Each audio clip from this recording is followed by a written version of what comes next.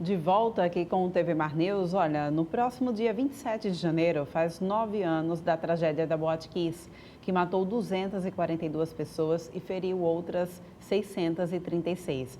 O acidente na cidade de Santa Maria, no Rio Grande do Sul, provocou, é claro, a comoção de todo o país. E hoje o TV Mar News recebe aqui no estúdio um dos sobreviventes dessa tragédia que emocionou o Brasil. Gustavo Cadore estava na boate naquela noite. Depois do incêndio, ele passou 25 dias no hospital, sendo 9 dias em coma. O incêndio deixou marcas em seu corpo. O estudante de medicina Gustavo Cadore está de férias aqui em Maceió e aceitou o nosso convite aqui para essa entrevista. Gustavo, muito obrigada. Desculpa atrapalhar um pouquinho aí as suas férias, para poder contar essa história aqui para a gente. Ao longo do mês em que houve, né, mês passado, em que houve o julgamento da Boate Kiss, a gente trouxe aqui no nosso estúdio também esse tema através do nosso quadro Penal News. E aí isso trouxe muita comoção mesmo também do pessoal aqui, né, que foi acompanhando, o Brasil todo acompanhou essa tragédia e o julgamento também.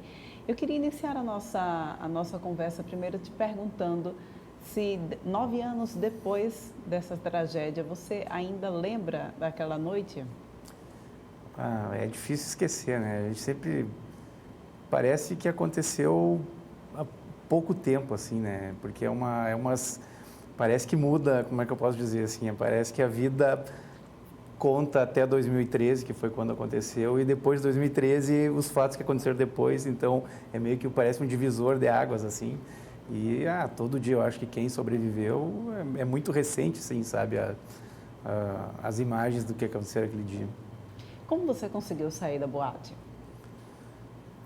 Eu estava bem próximo ao palco, numa área mais reservada, e eu percebi o incêndio de início, assim, tinha ido eu e um amigo, e esse meu amigo, bem na hora, ele não estava, daí eu esperei ele retornar, porque eu fiquei receoso que ele pudesse retornar ao local e não encontrar e ficar esperando.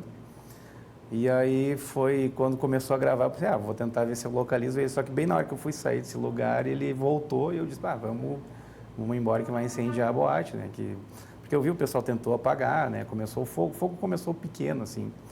E aí tentaram usar extintor em cima porque foi bem em cima do palco. Tentaram usar extintor, não funcionou. E daí eu vi que quando ninguém mais tentou apagar, o engraçado é que começou a esquentar muito rápido, sabe? Já não estava alguns metros assim do palco, mas... E aí ele voltou e disse, vamos embora que vai incendiar e ninguém vai tentar apagar. E a gente tentou sair.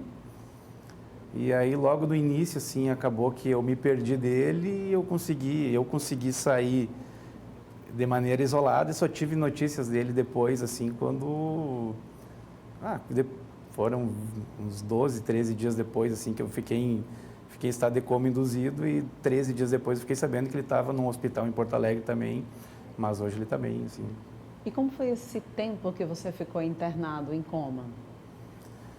Eu vou te dizer, assim, que eu não lembro, né? A gente, tipo, em coma eu passei, acho que foram 12 ou 13 dias, algo nesse período, assim. E, eu lembro que quando eu acordei, me perguntaram se eu sabia o que tinha acontecido, onde é que eu estava, e eu lembro que antes de eu entrar em coma induzido, tinha me falado que eu ia ser encaminhado a Porto Alegre, e eu imaginei, estou em Porto Alegre, em algum hospital, mas não sei qual. E foi mais ou menos isso, assim, né? E depois acabou que eu passei mais um período de recuperação no hospital e acabei tendo alta, assim, mas... Você ficou com alguma sequela? Eu fiquei com algumas queimaduras no corpo, mais nos braços e na região das costas e do peito. E fiquei com um pouco de déficit respiratório também. Mas aos poucos vai melhorando, sabe? Tem melhorado, né? Coisa boa. Olha, o acidente ele foi considerado a segunda maior tragédia no Brasil em número de vítimas em um incêndio, né? E a gente viu no mês passado, né, o julgamento dessa tragédia. Você pôde acompanhar esse julgamento também? O que é que você pode falar sobre esse resultado? Era o resultado que você esperava? Eu recebi intimação para ir como testemunha de acusação. E aí, no terceiro dia, acabou que eu fui liberado e eu não precisei depor. A gente, sei lá, eu da minha parte, eu sempre falei que para mim, um pedido de desculpa já estava satisfatório, não. Mas eu também não posso ignorar a dor desses pais que perderam seus filhos, né? Então eu sempre pensei mais no lado dos pais em si, de querer buscar justiça e coisa e tal. Mas enfim, eu da minha parte, para mim até eu acho que foi melhor eu não precisar depor, para não precisar. Claro que você está lá naquele lugar, você acaba relembrando muita coisa, e você conversa com outros sobreviventes e pessoas assim que eu não imaginava que estariam lá, porque acabaram que não, nesse meio tempo não fizeram parte do meu processo de recuperação. Mas claro que teve muitas outras vítimas que eu acabei conhecendo no hospital, ou então nas viagens que a gente, como era em Santa Maria a Porto Alegre, são 300 quilômetros, muitas viagens dessas a gente acabava indo meio que junto, sabe? E a gente, acabou que a gente conheceu um pouco da vida um do outro, assim. E tem alguns que são mais indignados, outros um pouco menos, assim. Eu sempre procurei ser um pouco mais tranquilo, assim, nunca. Mas os 4 réus que acabaram sendo julgados e acabaram sendo condenados, né? Eu da minha parte, assim, eu sempre disse que para mim um pedido de desculpa estaria satisfatório, nada mais que isso estaria. Pois é, à medida que a gente vai conversando aí, está passando imagens aqui na nossa tela, né? Imagens da Boate Kiss 3 anos após o acidente, não é isso? Essas fotos aí foi um dia que eu quis retornar à boate. Quer dizer, eu sempre tive a vontade de voltar depois, assim, quando já estava bem recuperado, para vivenciar talvez. Porque às vezes você não sabe se aquilo é uma coisa da tua cabeça, que você criou uma imaginação, e mais ou menos fazer um percurso assim para saber mais ou menos por onde a gente passou lá dentro, coisa e tal. E essas fotos eu acabei tirando lá dentro da boate esse dia que eu voltei. E você foi acompanhado por um amigo, né, que conseguiu sair também, que você já trouxe essa informação. Outras pessoas que você conheciam também estavam lá? Como é que foi essa situação?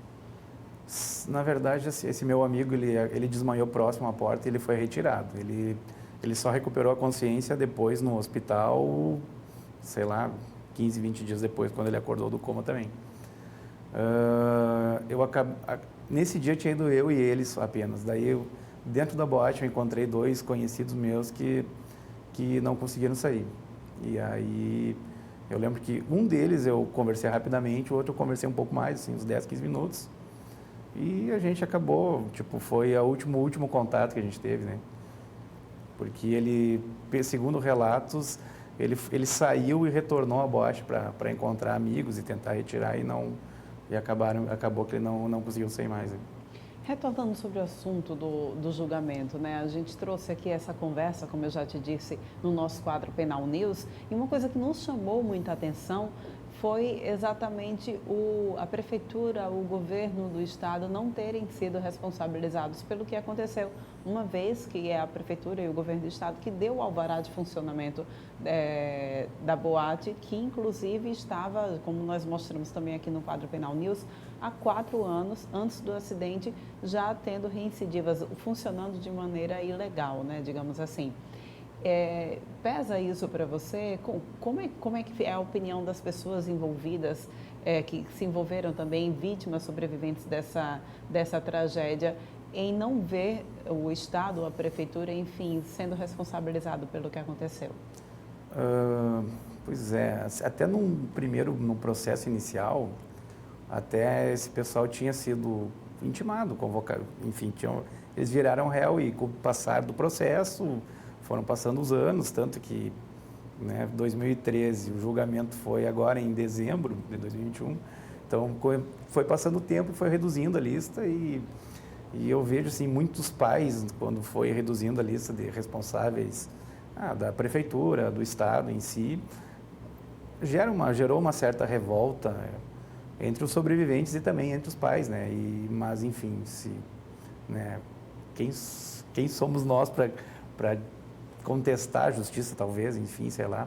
Mas assim, teve um sentimento de justiça, talvez, após o julgamento, mas parece que ficou uma lacuna, sabe? Parece que muitos dos sobreviventes que eu tenho um contato maior, assim, falaram, faltou mais gente aí para ser julgado, né? E eu não tiro a resposta deles, assim, né? Em querer ver, talvez, realmente os culpados, talvez, né? Acabaram pegando os proprietários da boate, os 2 músicos que tiveram um envolvimento, digamos assim, direto com o fato, mas a gente sabe que teria mais gente, né, para ser julgado. Me tira uma dúvida, você costuma frequentar boates depois disso?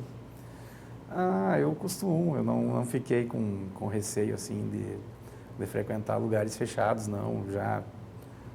Quando eu já comecei a me recuperar, me senti um pouco melhor, assim.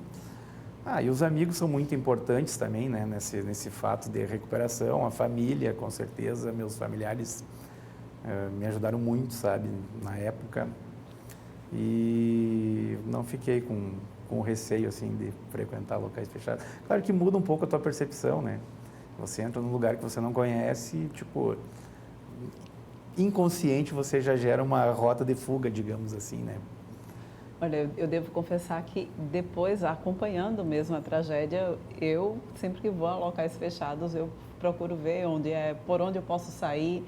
Se a porta é muito estreita, eu já digo, não gostei do lugar, vamos sair daqui. Isso depois do que aconteceu mesmo na Boate Kiss. Acho que muita gente, depois do que aconteceu, começa a tomar esse tipo de precaução ao ir para alguns lugares, né? Com certeza. Sabe que eu nunca tinha... Sempre frequentava boate, frequentava barzinho, enfim, sei lá. Nunca me preocupei com esse fato de acontecer algum imprevisto dentro do local e você não saber por onde sair. E aí depois disso, eu posso dizer que talvez eu tenha conseguido sair da Kiss naquele dia, porque eu já conhecia o lugar, eu já tinha ido umas 4, 5 vezes anteriormente. Então, mais ou menos eu sabia, mas eu acho que para quem estava indo a primeira ou talvez a segunda vez, é complicado mesmo você, pelo menos naquela época, né? Não tinha essa preocupação com o tamanho da porta de saída, extintores, enfim. Hoje em dia, eu sei, mudou um pouco isso também, né? Mas, com certeza, depois que tu passa por uma situação dessa, você revê alguns conceitos, assim, né, em relação à segurança. Gustavo, e o que esperar daqui para frente agora, seus próximos passos? Eu sigo a minha vida, assim, tipo, eu sei que o que aconteceu é uma coisa que, né, que nem eu falei no início, assim, um divisor de águas, tipo, eu levo a minha vida antes de 2013 e depois de 2013. E eu pretendo seguir, sei lá, seguir minha vida como eu sempre levei, né? Uma coisa que me chamou a atenção, assim, que depois que acontece isso, você aprende a dar muito valor às pequenas coisas. Aquelas coisas que você é acostumado a fazer no dia a dia, que geralmente as pessoas não dão importância, você aprende, você sabe quando isso é tirado, isso faz muita falta. Então você acaba dando uma ressignificância maior aos detalhes, assim, que acabam passando despercebidos, né? Muito bem, muito obrigada pela tua participação aqui no TV Mar News. Vai aproveitar o resto das tuas férias. Obrigado, tá bom? Eu que agradeço o convite. Obrigada também aqui a Jana, que não cedeu. Muito obrigada, tá bom? Olha, a gente agora vai acompanhar mais uma análise de Arnaldo Ferreira. Vamos ver. Tramitam hoje na Justiça de Alagoas 928 ações de improbidade administrativa contra ex-governadores, ex-presidentes de câmaras municipais, ex-prefeitos, ex-vereadores, vereadores e deputados estaduais, entre outros servidores.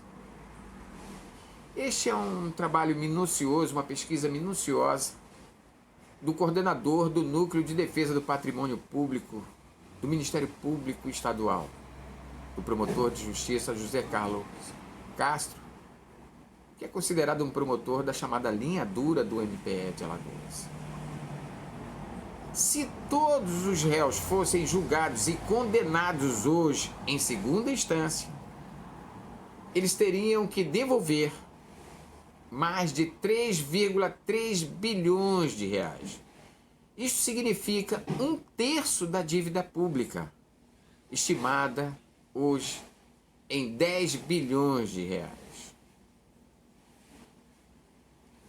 Ações, cerca de 40, um pouco mais de 40% das ações já foram julgadas e réus condenados em primeira instância.